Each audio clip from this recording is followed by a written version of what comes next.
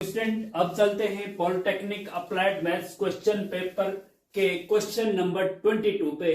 और question number 22 है differentiate cos x with respect to x by first principle method. मतलब अवकलन के प्रथम सिद्धांत से cos x का डिफरेंशिएशन करो। cos x का डिफरेंशिएशन करना है अवकलन के प्रथम सिद्धांत से। डिफरेंशिएशन का है डिटेल लेक्चर ऑलरेडी हम बना चुके हैं, नीचे डिस्क्रिप्शन में लिंक है डिफरेंशिएशन के अवकलन के नाम से। ठीक है जी।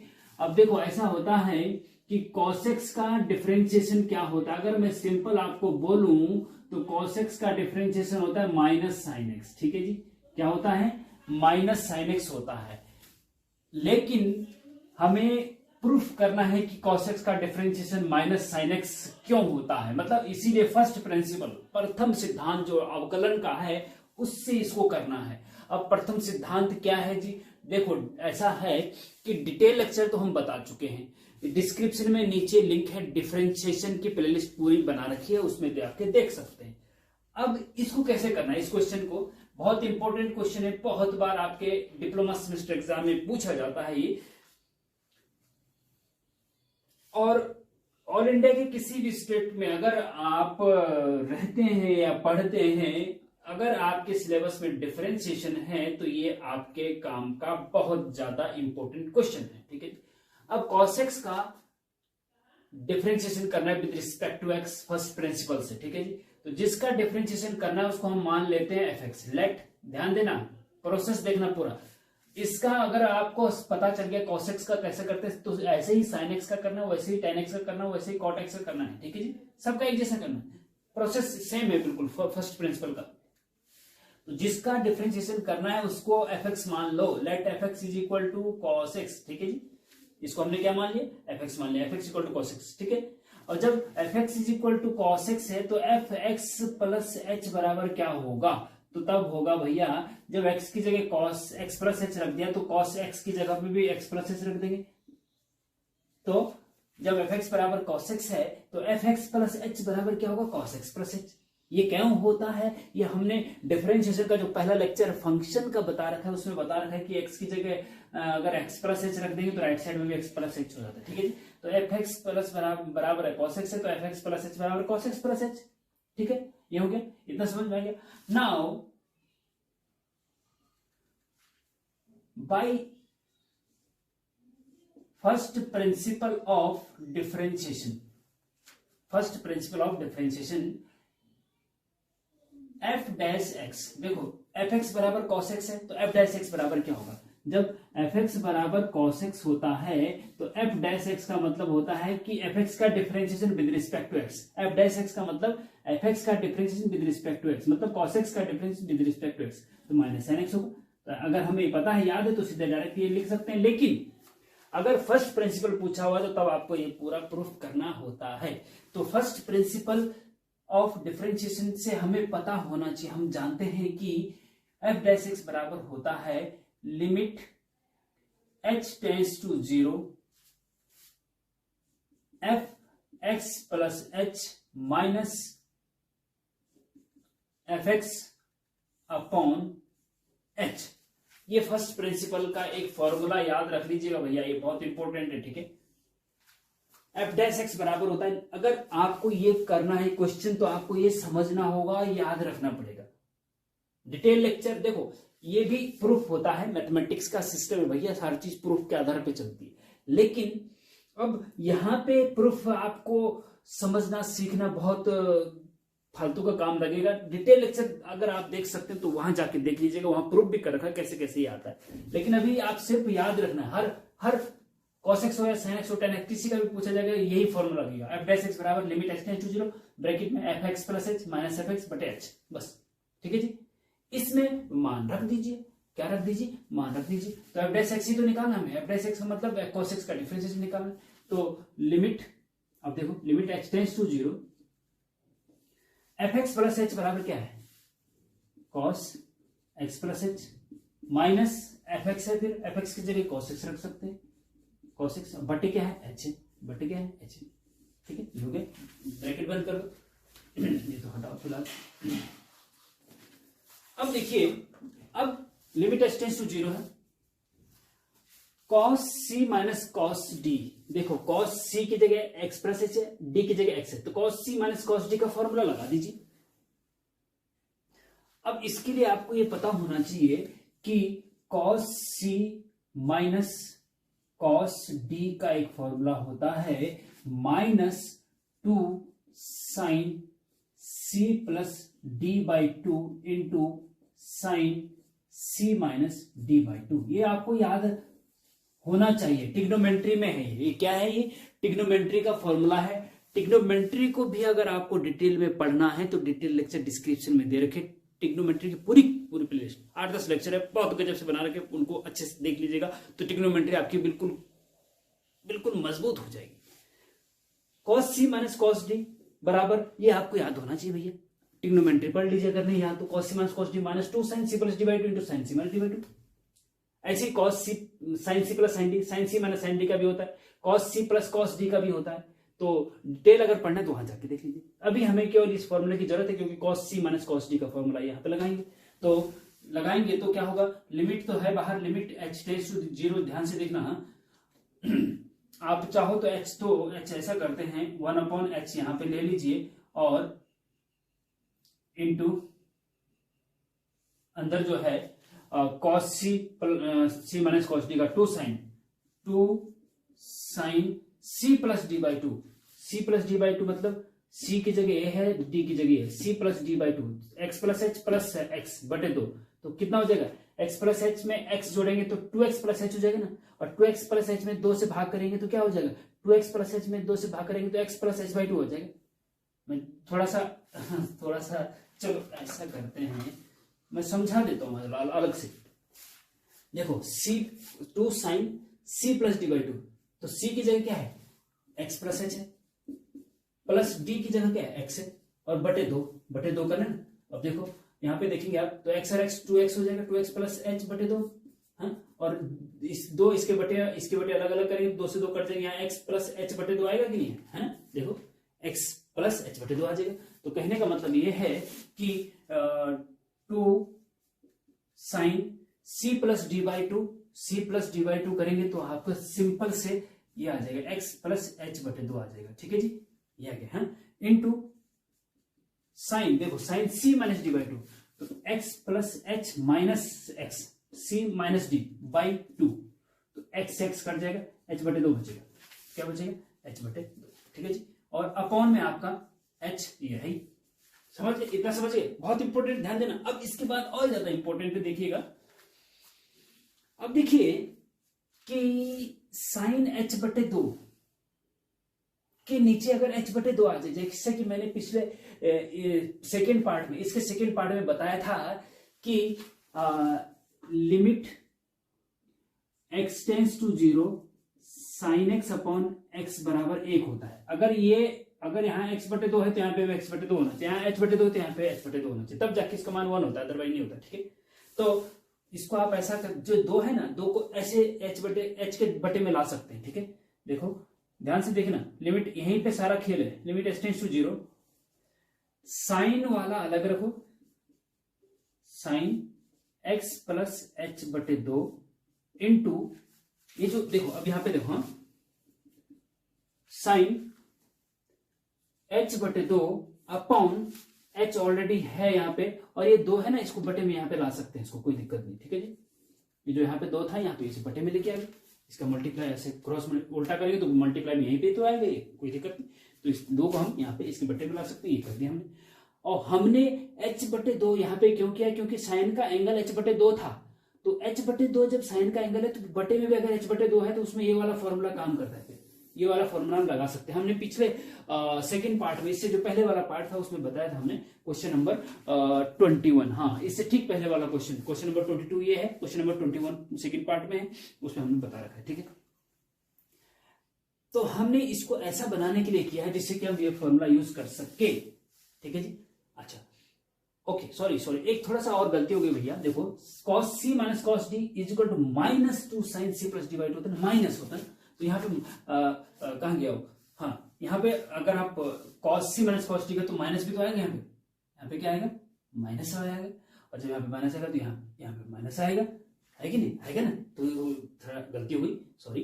अच्छा, इज इक्वल टू, अब देखो, अब आप ऐसा करते हैं, जो माइनस है ना, माइनस आप बाहर ले लीजिए, क्योंकि -1 कांस्टेंट राशि होता है। अब ये फंक्शन अलग है, ये फंक्शन अलग है, और लिमिट की प्रॉपर्टी कहती है कि दो फंक्शन अगर मल्टीप्लाई में है तो ये जो बाहर लिमिट है उनको अलग अलग लिमिट लगा सकते हैं।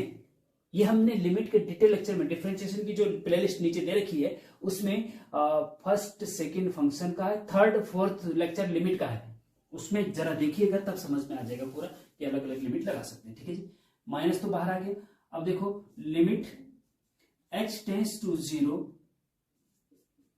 साइन x प्लस h/2, ठीक है जी, ये इतना लग गया, इसमें अलग लिमिट और इसमें अलग limit, into limit h tends to 0 sine h/2 upon h/2, ये आपकी अलग लिमिट लगा रहे, ठीक है जी। अब इसका मान 1 हो गया जी, क्योंकि आपको पता है कि limit x tends to 0 sine x upon x equal to, अगर सेकंड पार्ट का क्वेश्चन नंबर 21 देखा है तो आपको समझ में आ जाए कि इसकी वैल्यू 1 होती है। इसकी वैल्यू तो हो गई भैया 1, ठीक है जी, इसकी वैल्यू 1 हो गई। अब देखो यहाँ पे लिमिट लगा दो, यहाँ पे आप लिमिट लगाने का मतलब h की जगह 0 रख दो, तो यहाँ पे साइन x प्लस h/2 है, h की जगह 0 रखेंगे तो 0 तो साइन x बचेगा, माइनस बाहर है और क्या बचेगा, साइन x बचेगा केवल, ठीक है जी, h 0 हो गया ना, लिमिट लगा दी, और यहाँ पे इसकी वैल्यू 1 होती है, इंटू 1, और is equal to minus sine x, 1 का मल्टीप्लाई करें माइनस साइन x, और माइनस साइन, ये आपका मतलब कहने का ये है कि cos x का डिफरेंशिएशन फर्स्ट प्रिंसिपल से करा हमने तो क्या आया, माइनस साइन x आया, और वैसे भी हमने पहले ही बता दिया था कि cos x का डिफरेंशिएशन माइनस साइन x आना चाहिए, तो माइनस साइन x आ गया। इस प्रकार से इसको समझने की कोशिश करेंगे, बहुत इंपॉर्टेंट है।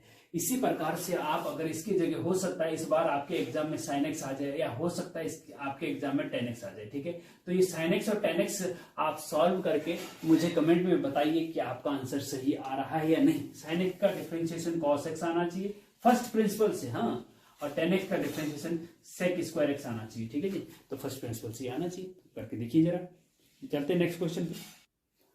देखिए question number 23, apply quotient rule of differentiation to differentiate x square upon cos x with respect to x, मतलब कि ये जो फंक्शन x स्क्वायर बटे cos x है, इसको डिफरेंशिएशन करने के लिए कोसेंट रूल का प्रयोग करिए, भागफल नियम का प्रयोग करिए।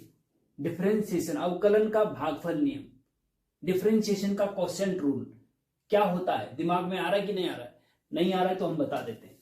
देखो, कोसेंट रूल होता है कि कोई दो फंक्शन u और v है, अपॉन में एक ऊपर एक नीचे, और उसका डिफरेंशिएशन करना हो, अभी मैंने पीछे बताया है, पार्ट 1 पार्ट 2 में कहीं पे आ रखा है ये, वो बताया है। तो इसमें क्या करते हैं कि सबसे पहले नीचे वाला नंबर लिखते हैं v इंटू हर इंटू अंश का डिफरेंशिएशन, मतलब u का डिफरेंस du अपॉन dx, फिर बीच में माइनस का चिन्ह, फिर अंश मतलब ऊपर वाला न्यूमरेटर इंटू हर का differentiation dv upon dx upon her का स्क्वायर, हिंदी में ऐसे याद रखेंगे। और या ऐसे भी कर सकते हैं कि नीचे वाला ये न्यूमरेटर होता है और ये आपका डिनोमिनेटर होता है, तो इसको अंग्रेजी वाले ऐसे याद रख सकते हैं कि डिनोमिनेटर इंटू न्यूमरेटर का differentiation minus numerator into denominator का डिफरेंशिएशन बटे डिनोमिनेटर का स्क्वायर, ऐसे याद रख सकते हैं। तो यही आपका कोसेंट रूल है। एक मल्टी गुणनफल नियम भी होता है, u इंटू वी गुणनफल नियम, उसमें होता है फर्स्ट फंक्शन, ये फर्स्ट फंक्शन, एक second function, first function into second function का डिफरेंशिएशन मतलब dv बटे dx, प्लस उसमें प्लस आता है second function into first function का डिफरेंशिएशन du अपॉन dx। तो ये गुणनफल नियम है, ये भागफल नियम है, ये मल्टीप्लिकेशन रूल है, ये कोसेंट रूल है। यहाँ पे आपको ये याद रखना है, कोसेंट रूल ये है, इससे u की जगह पे x स्क्वायर है, v की जगह पे cos x है, बस वैसे u v की जगह पे वो रखते जाइए। फिर देखो कैसे करेंगे, ध्यान से देखिएगा। Quotient rule, d upon dx किसका डिफरेंशिएशन, x स्क्वायर बटे cos x का differentiation with respect to x, तो जिसके रिस्पेक्ट में करते हैं उसके आगे d अपॉन dx लगा देते हैं, ठीक है जी। अब इसको कोसेंट रूल से डिफरेंशिएशन करना है तो हर, सबसे पहले हर, हाँ नीचे वाला, हाँ ये u है ये v है, तो देखो ना इस फॉर्मूले को देखते रहो, नीचे वाला लिखते हैं सबसे पहले इनटू अंश का मतलब एक्स स्क्वायर का डिफरेंशिएशन, तो D upon D x square, मतलब एक्स स्क्वायर का डिफरेंशिएशन करना पड़ेगा, ठीक है जी, माइनस अंश एक्स स्क्वायर है ना इंटू हर का नीचे वाले का डिफरेंशिएशन, मतलब D upon D x cos x का डिफरेंशिएशन करना पड़ेगा, अपॉन में हर का स्क्वायर, मतलब जो नीचे वाला है उसका स्क्वायर, कॉस एक्स था ना तो कॉस एक्स का स्क्वायर हो जाएगा, कॉस स्क्वायर एक्स हो जाएगा, ठीक है, ये हो गया, समझ ले बात को, ओके ठीक है, इज इक्वल टू, अब देखो कॉस एक्स अपनी जगह पे है ही, इनटू एक्स स्क्वायर का डिफरेंशिएशन क्या होता है, एक्स स्क्वायर का होता है 2 आगे लेके आते एक घात कम हो जाती तो 2x रह जाएगा, अगर x की पावर 4 होता तो क्या होता, 4 आगे आते एक पावर कम 3, मतलब 4x क्यूब हो जाता, ये आपको पता होना चाहिए कि एक्स स्क्वायर का डिफरेंशिएशन 2x होता है, सिंपल सी बात है, अगर डिफरेंशिएशन नहीं पढ़ा तो डिटेल लेक्चर देख लीजिए, नीचे डिफरेंशिएशन की प्लेलिस्ट पूरी दे रखी है, ठीक है, minus x square into cos x का डिफरेंशिएशन, साइन एक्स का डिफरेंशिएशन क्या होता है, कॉस एक्स होता है, कॉस एक्स का डिफरेंशिएशन क्या होता है, माइनस साइन एक्स होता है, अभी हमने प्रूव भी किया फर्स्ट प्रिंसिपल से, तो माइनस साइन एक्स लिख दो यहाँ पे, या यहाँ पे साइन एक्स लिख दो और ये माइनस माइनस प्लस कर दो, क्योंकि माइनस साइन एक्स लिखना तो माइनस आगे आ जाएगा, माइनस ऑलरेडी तो प्लस हो जाएगा, ऐसे भी कर सकते हैं, ठीक है जी, और ये आपका कॉस स्क्वायर एक्स, ठीक है, कोई दिक्कत नहीं, तो बस यही आपका आंसर हो गया, कुछ नहीं करना है, बस आंसर हो गया, ये देखो 2x इंटू कॉस एक्स आगे लेके आओ और plus x square into sine x और बटे कॉस स्क्वायर एक्स, आंसर, बस इस कुछ नहीं करना, सिंपल, आपका 5-10 मार्क्स आगे, इतने छोटे से क्वेश्चन है ना, तो थोड़ा समझने की कोशिश करो बस, कहीं पे कोई दिक्कत आ रही तो बताइए, आ रही है, अच्छा नहीं आ रही, ठीक है, अच्छी बात है, बहुत अच्छी बात है, अगर दिक्कत नहीं आ रही तो बहुत अच्छी बात है, हमें खुशी है कि हमें हमारे पढ़ाने पे आप तुरंत समझ पा रहे हैं, जरूरत नहीं पड़ रही रिपीटेशन करने की, तो चलते हैं नेक्स्ट क्वेश्चन पे, देखिए, if y equal to x की power x then find dy बटे dx, मतलब y बराबर ये दे रखा है, आपको dy बटे dx निकालना है, मतलब y का differentiation with respect to x करना है, डिफरेंशिएशन का एक क्वेश्चन है ये भी, देखो ऐसा है, हरियाणा पॉलिटेक्निक वालों ने बहुत सारे डिफरेंशिएशन के बहुत सारे क्वेश्चन दे रखे हैं, तो कहने का मतलब ये है कि आप हरियाणा डिप्लोमा इंजीनियरिंग के जो पढ़ाई कर रहे हैं अप्लाइड मैथ्स की सेकंड पेपर की, तो डिफरेंशिएशन पे काफी जोर दो,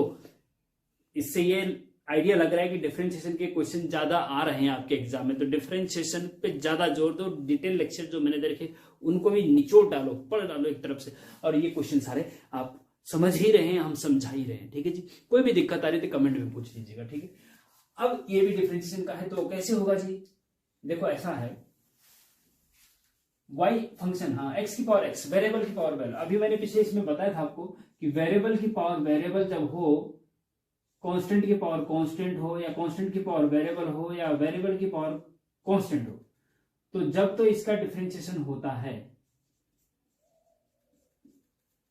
वेरिएबल की पावर कांस्टेंट अगर है, इसका डिफरेंशिएशन करना पीछे मैंने बताया है, तो जो कांस्टेंट है आगे आ जाता है और एक पावर कम हो जाती है, a x की पावर a माइनस 1 हो जाता है, और अगर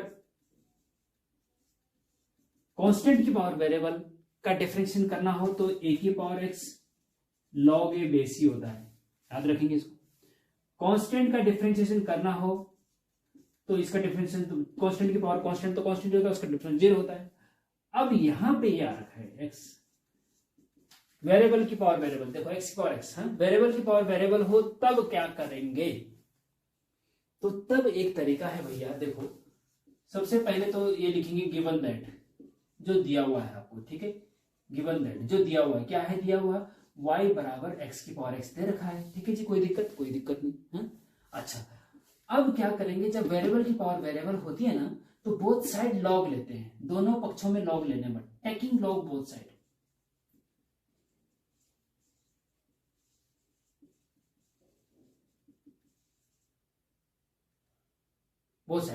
तो y के, तो log y हो जाएगा, इज इक्वल टू यहां log लेंगे तो log x की पावर x हो जाएगा, ठीक है जी, कोई दिक्कत नहीं, अच्छा ठीक है, एम्प्लाइज log y अपनी जगह पे इज इक्वल टू, देखो ये लॉग की प्रॉपर्टी होती है, लॉग एक्स की पावर जो भी होती है वो आगे आ जाती है, नियम है लॉग का। हाँ, लॉग एम की power N is equal to आप लिख सकते हैं log N log M, N आगे आ जाता है और लॉग एम, ठीक है। ये लॉग की प्रॉपर्टी है, याद रखनी पड़ेगी आपको, ठीक है। एक्स जो पावर होती है उसको आगे लेके आ सकते हैं, तो एक्स आगे आ जाएगा इनटू लॉग एक्स बचेगा फिर, ठीक है। ये हो गया। अब इतना जब हो गया, अब आप डिफरेंशिएशन बोथ साइड कर दो, differentiation both side with respect to x, x के सापेक्ष दोनों पक्षों का अवकलन करने पर, तो लॉग वाई का अवकलन क्या होगा भैया बताओ। जैसे लॉग एक्स का क्या होता है, लॉग एक्स का डिफरेंशिएशन क्या होता है, लॉग एक्स का डिफरेंशिएशन 1/x होता है, याद रहना चाहिए भाई, आपको पता होना चाहिए लॉग एक्स का डिफरेंशिएशन क्या होता है, 1/x होता है, ठीक है। फर्स्ट प्रिंसिपल से भी इसको प्रूव कर सकते हैं, वहां भी आता है, पूछा जाता है। तो log x का डिफरेंशियल 1/x होता है, याद रखना पड़ेगा आपको। तो log y का 1/y होगा भैया, क्या दिक्कत आ रही है ना, इनटू फिर y का डिफरेंस, यहाँ पे x का डिफरेंशियल तो 1 होता है with respect to x, y का डिफरेंशियल dy/dx, y का differential with respect to x करेंगे तो क्या आएगा, dy/dx आएगा ना। log y का तो 1/y, फिर y का किया तो dy/dx, बस इसका हो गया इज इक्वल टू, अब x into log x, x into log x, इसमें दो फंक्शन हो गए देखो। जैसे कि अभी मैंने आपको बताया ना कि डिफरेंशिएशन का multiplication law u into v, तो u की जगह पे यहाँ पे क्या है x है, v की जगह पे log x है, first function second function, first function और सेकंड, तो first function into second function का डिफरेंशिएशन करते हैं plus second function into first function का डिफरेंशिएशन करते हैं, ये प्रॉपर्टी है गुणनफल। यहाँ पे भी वही गुणनफल नियम लगेगा, हाँ मल्टीप्लीकेशन लॉ लगेगा। तो फर्स्ट फंक्शन यहाँ पे x है, सेकंड फंक्शन यहाँ पे log x है, ठीक है। तो first function as it is लिखो x इंटू सेकंड फंक्शन का डिफरेंशियल log x का डिफरेंशियल क्या होता है 1/x होता है, plus second function as it is लिखो log x into first function का डिफरेंस x का डिफरेंस क्या होता है 1 हो जाएगा। कोई दिक्कत दीजिए, ठीक है। अब यहाँ पे चलते हैं, आगे चलते हैं, x ऊपर नीचे कट जाएगा तो 1 प्लस log x बचा, हाँ 1/y dy/dx लेफ्ट साइड होगी है, और यहाँ क्या बचा 1 plus log x, 1 plus log x बचा जी, ठीक है जी। अच्छा अब यहाँ पे y यहाँ चला जाएगा तो dy/dx बराबर क्या हो जाएगा y into 1 plus log x, ठीक है जी। y को रिप्लेस कर दो, क्योंकि y आंसर जो है y में नहीं होना चाहिए, y की जगह x पे और x रख सकते हैं, तो dy/dx बराबर y की जगह x की पावर x और ब्रैकेट के अंदर 1 प्लस log x आंसर। बस इस प्रकार से भैया इस कार्य करते हैं। तो यहां पे बोला गया था कि फाइंड dy/dx, तो dy/dx निकल गया, क्या निकला x की पावर x ब्रैकेट में 1 प्लस log x, ठीक। इस प्रकार से इन क्वेश्चन को किया जाता है, बहुत सोच समझ के सावधानी से करने की कोशिश करिए, ठीक है जी। तो फिर मजा भी आएगा, जब एक बार आपकी मैथ्स के कॉन्सेप्ट क्लियर हो जाते तो फिर मजा आता है, आपको मजा आता है। लेकिन कॉन्सेप्ट क्लियर होने चाहिए, कॉन्सेप्ट क्लियर होते हैं भैया डिटेल लेक्चर देख के, डिटेल जब हम डिटेल लेक्चर हमने बना रखे ना, चाहे वो डिफरेंशिएशन के हो या ट्रिग्नोमेट्री के हो, उनको सीरियल से देखेंगे तो बहुत मजा आपको आएगा, मैथमेटिक्स आपकी बहुत मजबूत हो जाएगी और आगे तक भी बहुत काम आएगी, ठीक है। तो इस प्रकार से थोड़ा सा उसको आप ध्यान देंगे तो बेटर रहेगा। तो नेक्स्ट क्वेश्चन देखिए, find d2y/dx square at x equal to 4 when y equal to 5 sin x minus 3 cos x। ये आपको दे रखा है, आपको d2y/dx स्क्वायर निकालना है, ये भी डिफरेंशिएशन का भी है। तो देखो ऐसा है हरियाणा वाले स्टूडेंट, आपके सिलेबस में डिफरेंशिएशन, इंटीग्रेशन और लिमिट तो डिफरेंशिएशन का हिस्सा है, मतलब कुल मिलाकर डिफरेंशिएशन और इंटीग्रेशन आपने अगर ये 2 यूनिट अच्छे से कर लिए तो 100% आप बैक तो क्लियर हो जाएगी, आप अच्छे मार्क्स लाओगे, क्लियर ही नहीं बल्कि अच्छे मार्क्स, 100 में से आपके 70-80 मार्क्स आएंगे आराम से, केवल डिफरेंशिएशन और इंटीग्रेशन अगर आपने अच्छे से पढ़ लिया। तो डिफरेंशिएशन और इंटीग्रेशन के जो लेक्चर नीचे दे रखे हैं उनको अच्छे से पढ़ लीजिए, तो सारा काम हो जाएगा आपका, ठीक है। और क्वेश्चन पेपर की प्रैक्टिस तो आप कर ही रहे। अब देखो करना कैसे इसको, देखो गिवन दैट आपको दिया हुआ है, क्या दिया हुआ है, y बराबर 5 sin x minus 3 cos x, ठीक है।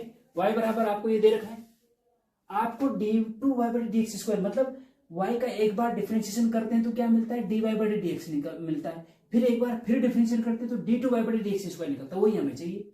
तो कहने का मतलब इस y का ना 2 बार डिफरेंशिएशन करना पड़ेगा। पहले डिफरेंशिएशन करो जरा with respect x, differentiation with respect to x, x के रिस्पेक्ट में डिफरेंशिएट करो, y का डिफरेंशिएशन क्या होगा with respect to x, dy/dx होगा, ठीक है जी, इज इक्वल टू 5 कांस्टेंट है, ये तो अपनी जगह फिक्स रहेगा।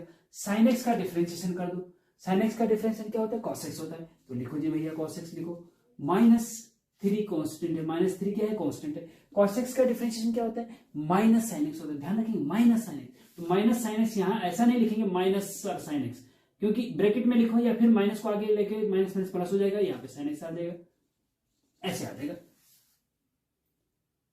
ठीक है जी, dy/dx आ गया। अब हमें क्योंकि d2y/dx ये एक बार फिर डिफरेंशिएट,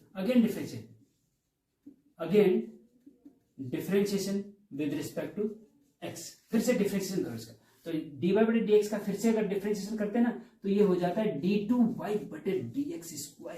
क्यों होता है, देखो देखो ऐसा होता है क्योंकि dy/dx है ना, जैसे चलो पहले जैसे y है ना, अगर y का differentiation with respect to x करें तो d/dx लगा दिया जाता है, जिसका डिफरेंशिएशन करते हैं उसके आगे d/dx लगा दिया जाता है, तो ये हो जाता है आपका dy/dx। अब dy/dx का फिर से डिफरेंशिएट करेंगे तो क्या लिखेंगे आगे, d/dx, तो इसको आप कंबाइंड रूप में जब लिखते हैं तो ऐसे लिखते हैं d2y/dx², बस ये है इसका मतलब, d2y/dx² इज इक्वल टू क्या होगा, अब मतलब फिर से इसका differentiation with respect to x करो, तो 5 तो अपनी जगह पे फिक्स है भैया, cos x का डिफरेंशिएशन क्या होता है, -sin x होता है, तो माइनस आगे लिखेंगे, हाँ ऐसे नहीं कि यहाँ लिखेंगे, -5 sin x हो जाएगा ये फिर, ठीक है, ध्यान देंगे इसी से, +3 कांस्टेंट है, sin x का डिफरेंशिएशन क्या होता है, cos x होता है, sin x का plus cos x, cos x का माइनस है, इसका ध्यान रखना, माइनस प्लस में गलती कर जाते हैं आप लोग, ऐसा नहीं। अब देखो d2y/dx² बराबर ये आ गया, लेकिन x = π/4 पर क्या होगा इसका मान, now d2y/dx² eight point x = π/4, मतलब जो d2y/dx² की वैल्यू ये है ना, इसमें x की जगह पे π/4 रख दो, समझ रहे बात को, हाँ, तो x की जगह -5 sin π/4 +3 cos π/4, ठीक है, समझ रहे, ध्यान देना, हाँ, इज इक्वल टू -5 अपनी जगह पे है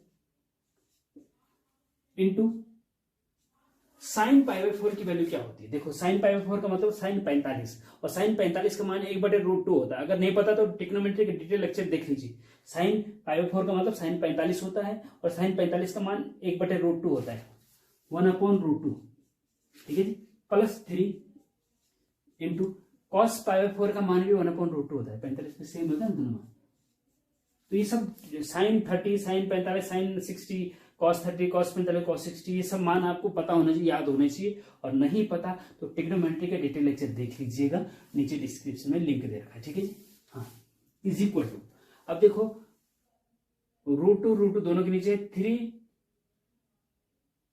-5, 3 में से 5 घटा दो, क्योंकि नीचे तो सेम है ना, हाँ, अच्छा ऐसे भी तो कर सकते हैं भैया, √2 सेम है नीचे, तो -5 + 3 रहेगा ऊपर, और ये हो जाएगा -2/√2, हाँ, -5 से 3 जोड़ेंगे तो -2 बचेगा ना, 2/√2, और 2/√2 अच्छा देखो 2/√2 है ना, अब अगर √2 का ऊपर नीचे मल्टीप्लाई करना है, देखो ऐसा होता है ना, इसमें -2/√2 बचा, हाँ, अब अगर यहां से नीचे से √2 हटाना है तो ऐसा √2 का ऊपर नीचे मल्टीप्लाई कर सकते हैं आप वैसे तो आंसर यहाँ पे भी ठीक है, कोई दिक्कत नहीं है, लेकिन ऐसा भी कर सकते हैं, या फिर ऐसे भी कर सकते हैं, देखो ऐसे तुम्हारा कंफ्यूजन हो जाएगा, माइनस जो 2 है ना, 2 इसको आप √2 × √2 लिख सकते हैं, और अपॉन में √2 तो है ही, 2 को आप √2 × √2 लिख सकते हैं, क्योंकि √2 × √2 का होल स्क्वायर, और रूट से स्क्वायर हट जाता है 2, √2 × √2 2 होता है, √3 × √3 3 होता है, √5 × √5 5 होता है, ऐसे √2 × √2 2 होता है,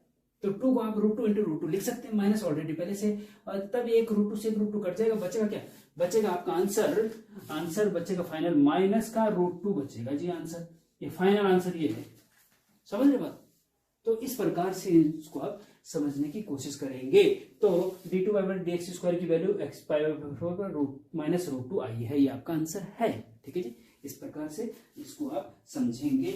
और अब जो नेक्स्ट क्वेश्चन है ये लिमिट के और इंटीग्रेशन के हैं, इसको हम नेक्स्ट लेक्चर में आपको बताएंगे। उसके आगे भी हैं डिफरेंस डिग्री और ऑर्डर का है, मीन का है, फिर सेक्शन डी है, ट्रिपेजॉइडल रूल भी है इसमें, स्टैंडर्ड डेविएशन भी है इसमें, है ना, और मैक्सिमा मिनिमा का क्वेश्चन भी इसमें। तो बहुत इंपॉर्टेंट अच्छे अच्छे क्वेश्चन है, बहुत अच्छी बात है, बहुत अच्छे क्वेश्चन आपको दे रखे हैं आपकी स्टेट हरियाणा पॉलिटेक्निक स्टेट ने, तो बहुत अच्छी बात है, वेरी गुड। और बहुत मेहनत करिए, कोई दिक्कत आ रही तो कमेंट में पूछिए, हम आपका सहयोग करने के लिए तैयार हैं। Thank you very much. जय हिंद, जय भारत।